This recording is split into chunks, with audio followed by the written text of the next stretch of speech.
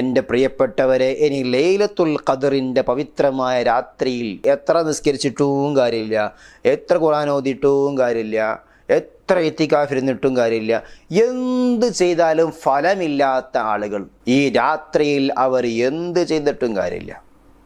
അവരുടെ ദോഷങ്ങളെ പൊറുപ്പിച്ച് തൗബ ചെയ്ത് അള്ളാഹുലേക്ക് മടങ്ങാതെ, തൗബ കൂടി ഇവിടെ പ്രധാനമാണ്. ഒന്നാമതായി, ലൈലത്തുൽ ഖദറിൻ്റെ രാത്രിയിൽ അള്ളാഹുവിൻ്റെ റഹ്മത്ത് ഇറങ്ങാത്ത മാലാകന്മാർ വാനലോകത്തിൽ നിന്നും ഇറങ്ങി വരും. തനസ്സലുൽ മലായികത്തു വറൂഹു ഫീഹാ വറൂഹു ഫീഹാ. റൂഹ് എന്ന് പറഞ്ഞാൽ അവിടെ മുഫസ്സിരീങ്ങൾ പറയുന്നത് അത് ജിബ്രീൽ അലൈഹിസ്സലാമാണ്.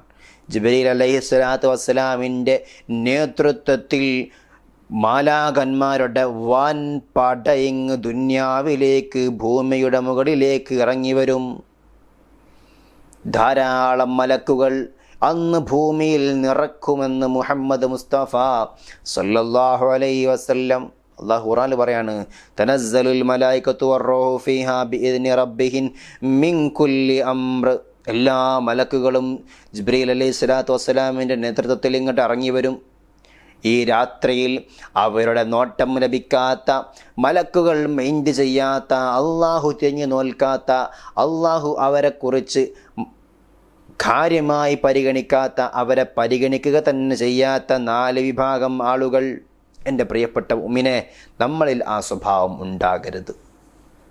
ഉണ്ടെങ്കിൽ ഇന്ന് അതങ്ങ് അവരോട് പോയി പൊരുത്തപ്പെടിപ്പിക്കുക, ആ തെറ്റിൽ നിന്നങ്ങോട്ട് മാറി നിൽക്കുക. അത്തരം സ്വഭാവം നമ്മുടെ ഭാഗത്തു നിന്നും ഒരിക്കലും ഉണ്ടാവാൻ പാടില്ല, അല്ലേ? എത്ര തെറ്റ് നമ്മൾ ചെയ്യുന്നുണ്ട് എൻ്റെ പ്രിയപ്പെട്ട മുഅ്മിനേ, ഒന്ന് ആലോചിച്ച് നോക്കൂ. ഒന്ന് തൗബ ചെയ്ത് മടങ്ങണം ഇൻഷാ അല്ലാഹ്. ഒന്നാമത്തെ വിഭാഗം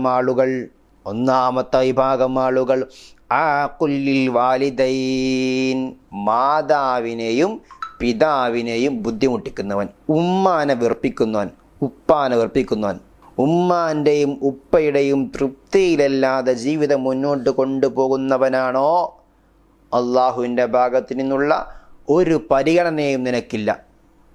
മലക്കുകൾ വരുമ്പോൾ അവർ നിന്നെ മൈൻഡ് ചെയ്യില്ല. ഈയിടെ നിസ്കരിച്ച പള്ളിയിൽ ഒന്നാമത്തെ സൊഫിൽ ഇരുന്നിട്ട് തസ്ബീഹ് നിസ്കരിച്ചു, തഹജ്ജുദ് നിസ്കരിച്ചു, ഖിയാമുൽ ലൈലി, അങ്ങനെ തുടങ്ങി കുറേ ഖുർആൻ പാരായണം ചെയ്തു, ഒരുപാട് സൽക്കർമ്മങ്ങൾ വാരി ചെയ്തു കൂട്ടി. എടോ, നിന്റെ ഓരോ സൽക്കർമ്മങ്ങളും അള്ളാഹു സ്വീകരിക്കുകയില്ല. നിന്റെ മാതാവിനെയും പിതാവിനെയും നീ ബുദ്ധിമുട്ടിച്ചിട്ടുണ്ട് എങ്കിൽ, ബുദ്ധിമുട്ടിക്കുന്നുണ്ട് എങ്കിൽ. റിളല്ലാഹു റിളൽ വാലിദൈൻ സുഖ്തുല്ലാഹു സുഖ്തുൽ വാലിദൈൻ. മാതാവിൻ്റെയും പിതാവിൻ്റെയും തൃപ്തിയിലാണ് അള്ളാഹുവിൻ്റെ തൃപ്തി. ഉമ്മാക്കും ഉപ്പാക്കും ഇഷ്ടം എന്താണോ അതാക്ക് അള്ളാഹ്ക്ക് ഇഷ്ടം. ഉമ്മാക്കും ഉപ്പാക്കും ദേഷ്യം എന്താണോ അത് അള്ളാഹ്ക്കും ദേഷ്യമാണ്. ആ ഹദീസിൻ്റെ ഒരു ശക്തി നോക്കൂ നിങ്ങൾ.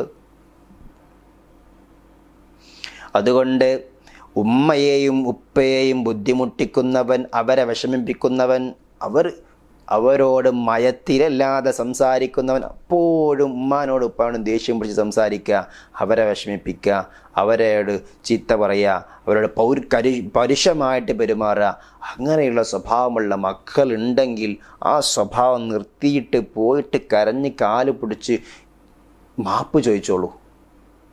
അവരോട് മാപ്പ് ചോദിക്കാതെ ലൈലത്തുൽ ഖദർ നിങ്ങൾക്ക് കിട്ടുന്ന പ്രശ്നമില്ല. അവരോട് മാപ്പ് ചോദിക്കി, അവരെ കാലിൽ വീണ് കരയണം. ഉമ്മ ഇപ്പ പൊരുത്തപ്പെട്ടത് അറിയാതെ പറ്റിപ്പോയതാണ്, എനിക്ക് വിവരമില്ലായിരുന്നു, എനിക്കൊന്ന് മാപ്പ് തരി എന്ന് അവരോട് പോയിട്ട് പറ. ഞാൻ നിങ്ങളെ നല്ലോണം നോക്കും എന്ന് പറഞ്ഞിട്ട് പൊട്ടിക്കരഞ്ഞിട്ട് ഉമ്മാൻ്റെയും ഉപ്പാൻ്റെയും മുമ്പിൽ പോയിട്ട് പറ. ഇൻഷാ അല്ലാഹ് അല്ലാഹു സുബ്ഹാനഹു വ തആല നിങ്ങളെ സ്വീകരിക്കും. മരണപ്പെട്ടു പോയ മാതാവും പിതാവുമൊക്കെയാണെങ്കിൽ ജീവിച്ചിരിക്കുന്ന കാലത്ത് അവർക്ക് നന്മകൾ ചെയ്യാൻ സാധിച്ചിട്ടില്ല, അവർ മരണപ്പെട്ടു പോയി. അവരുടെ ജീവിച്ചിരിക്കുന്ന കാലത്ത് അവരെ ഞാൻ ബുദ്ധിമുട്ടിച്ചിട്ടേ ഉള്ളൂ, അവരെ ഞാൻ അടിച്ചിട്ടുണ്ട്, ചീത്ത പറഞ്ഞിട്ടുണ്ട്. അള്ളാഹുവേ കാക്കണേ അല്ലാ, അവരടിച്ചിട്ടുണ്ട്, ചീത്ത പറഞ്ഞിട്ടുണ്ട്, അതുപോലെയുള്ള അവരെ വേദനിപ്പിക്കുന്ന പല കാര്യവും ചെയ്തിട്ടുണ്ട്, അവരോട് കയർത്ത് സംസാരിച്ചിട്ടുണ്ട്. വലാ തഖുൽ ലഹുമാ ഉഫിൻ വലാ തൻഹർഹുമാ, പരിശുദ്ധ ഖുർആൻ. ആലോചിച്ച് നോക്കിയാണ് ഖുർആൻ്റെ ആ അധ്യാപനം, ഖുർആൻ്റെ ആ വർത്തമാനം. വലാ തഖുൽ ലഹുമാ ഉഫിൻ, അവരോട് ഈ എന്ന് പോലും പറയല്ല. ഒരു വാക്ക്, ഒരു അക്ഷരം അവർക്ക് ഇഷ്ടമില്ലാത്ത ഈ പറയല്ല എന്ന് പരിശുദ്ധ ഖുർആൻ.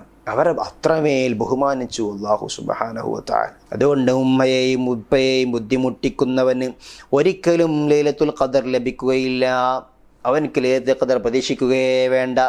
അങ്ങനെ ബുദ്ധിമുട്ടിക്കുന്നവരുണ്ടെങ്കിൽ, ഉമ്മായോട് പിണങ്ങി നിൽക്കുന്നവരുണ്ടെങ്കിൽ, ഉപ്പായോട് പിണങ്ങി നിൽക്കുന്നവരുണ്ടെങ്കിൽ, ഉമ്മയെയും ഉപ്പയെയും ചീത്ത പറയുന്ന മക്കളാണെങ്കിൽ, ഉമ്മയെയും ഉപ്പയെയും വിഷമിപ്പിക്കുന്ന മക്കളാണെങ്കിൽ, അവരോട് എന്തെങ്കിലും രീതിയിൽ, ചെറിയ രീതിയിലാണെങ്കിൽ അങ്ങനെ അവർക്ക് ഇഷ്ടമില്ലാത്ത പ്രവർത്തനങ്ങളിലൂടെ അവർക്ക് തൃപ്തിയില്ലാത്ത ജീവിതം നയിക്കുന്നവരാണെങ്കിൽ അവരോട് പോയിട്ട് മാപ്പ് ചോദിക്കണം.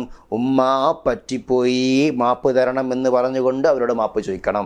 അല്ലാതെ ലൈലത്തുൽ ഖദർ നിങ്ങൾക്ക് ലഭിക്കുകയില്ല. ഇനി രണ്ടാമത്തെ വിഭാഗം ആരാണെന്നറിയോ? ഖാതിഉർ റഹിം, കുടുംബബന്ധത്തിനെ മുറിച്ചു കളയുന്നയാൾ. കുടുംബബന്ധം മുറിച്ചു കളയുന്നവൻ എളാപ്പയോടും മൂത്താപ്പയോടും തെറ്റി നിൽക്കുക, ഭാര്യയുടെ കുടുംബക്കാരോട് തെറ്റി നിൽക്കുക, ഭർത്താവിൻ്റെ കുടുംബക്കാരോട് തെറ്റി നിൽക്കുക, വല്യാപ്പനോടും വല്യമ്മനോടും തെറ്റി നിൽക്കുക. കുടുംബബന്ധം മുറിച്ചു കളയുന്നവർ, കുടുംബബന്ധം മുറിച്ചു കളയുന്നവരിലേക്കും അല്ലാഹു സുബ്ഹാനഹു വ തആല ഈ രാത്രിയിൽ ഒരു അനുഗ്രഹവും ഇറക്കിക്കൊടുക്കുകയില്ല. അവരിലേക്ക് ഒരു നന്മയും എത്തിച്ചേരുകയില്ല. മാലാഖന്മാർ അവരെ തിരിഞ്ഞു നോക്കുകയില്ല. അല്ലാഹു സുബ്ഹാനഹു വ തആല അവരെ തിരിഞ്ഞു നോക്കുകയില്ല. മൂന്നാമത്തെ വിഭാഗം ഷാരിബുൽ ഖംറാണ്.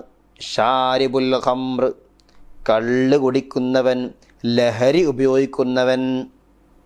ലഹരി ഉപയോഗിക്കുന്ന സ്വഭാവം, അത് കള്ളന്നെ ആവണമെന്നില്ല, ലഹരിയിൽപ്പെട്ട ഏതായാലും മതി.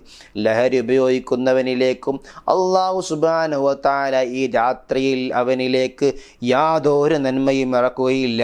ഈ മാസത്തിൻ്റെ, ഈ ദിവസത്തിൻ്റെ ഒരു ബറക്കത്തും അവനിലേക്ക് എത്തിച്ചേരുകയില്ല. ഒരു നന്മയും അവരിലേക്ക് എത്തിച്ചേരുകയില്ല.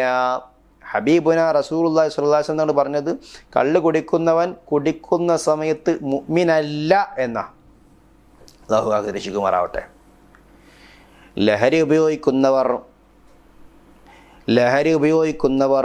കള്ള് കുടിക്കുന്നവർ, ലഹരി പദാർത്ഥങ്ങളുമായി ഇടപഴകുന്നവർ, അത് വിൽക്കുന്നവർ, അതിനു വേണ്ടി പരിശ്രമിക്കുന്നവർ എല്ലാവരും ഈ ഗണത്തിൽപ്പെട്ടു. അവരിലേക്കൊന്നും അല്ലാഹു സുബ്ഹാനഹു വ തആല ഈ രാത്രിയിൽ ഒരു പരിഗണനയും അവർക്ക് നൽകുകയില്ല. നാലാമതായി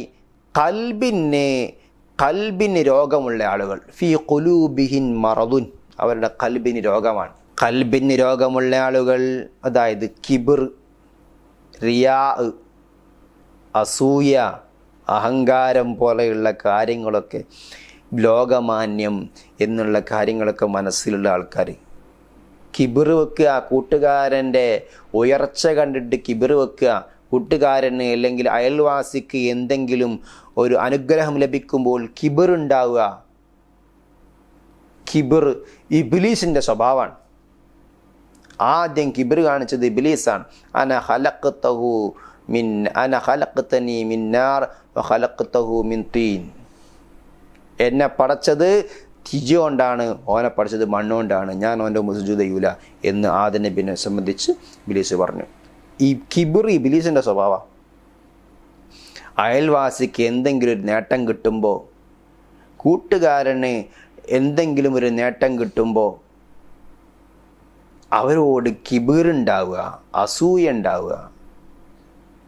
അല്ലെങ്കിൽ നമുക്ക് എന്തെങ്കിലും ഒരു നന്മ കിട്ടിക്കഴിഞ്ഞാൽ അതിൽ ലോകമാന്യം നടിക്കുക, ഞാൻ വലിയൊരു സംഭവം എന്നൊക്കെ. ഇങ്ങനെയുള്ള കൽബിൻ്റെ രോഗങ്ങളുള്ളവനിലേക്ക്, അസൂയ, കിബിർ പോലെയുള്ള കൽബിൻ്റെ രോഗങ്ങളുള്ളവരിലേക്ക് അല്ലാഹു സുബ്ഹാനഹു വ തആല ഈ ദിവസത്തിൽ അല്ലാഹു അവരിലേക്ക് ഒരു നന്മയും നൽകുകയില്ല. കിബിർ കാണിച്ചാൽ അല്ലാഹു അവനെ താഴ്ത്തിക്കളയുന്ന, കിബിറുള്ള ആൾക്കാർ അല്ലാഹു താഴ്ത്തിക്കളയും. മൻ കബ്ബറ, ആരെങ്കിലും കിബിർ കാണിച്ചാൽ വളഅഹുല്ലാഹ്, അല്ലാഹു അവനെ താഴ്ത്തിക്കളയും. ഇനിയോ അവൻ താഴ്മ കാണിച്ചാലോ സൂക്ഷ്മത കാണിച്ചു, താഴ്മ കാണിച്ചു. അങ്ങനെയെങ്കിൽ റഫഅഹുല്ലാഹ്, അള്ളാഹു അവനെ ഉയർത്തും.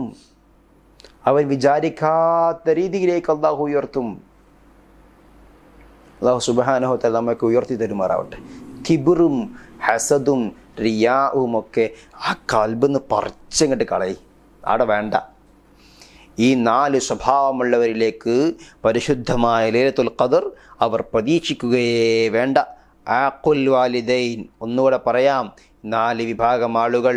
ഒന്ന്, ആഖുൽ വാലിദൈൻ, മാതാവിനെയും പിതാവിനെയും ബുദ്ധിമുട്ടിക്കുന്നവൻ, കുടുംബബന്ധം മുറിക്കുന്നവൻ, ഷാരിബുൽ ഹംർ, മദ്യം സേവിക്കുന്നവൻ, ലഹരി ഉപയോഗിക്കുന്നവൻ, അതുപോലെ കിബർ നടിക്കുന്നവൻ, ഖൽബിന് രോഗമുള്ളവൻ. ഈ 4 വിഭാഗം ആളുകളിലേക്കും അള്ളാഹു സുബ്ഹാനഹു വ തആല ഈ രാത്രിയുടെ ഒരു പവിത്രതയും അവർക്ക് നൽകുകയില്ല. അള്ളാഹു നമ്മെല്ലാവരെയും കാത്തിരക്ഷിക്കുമാറാവട്ടെ.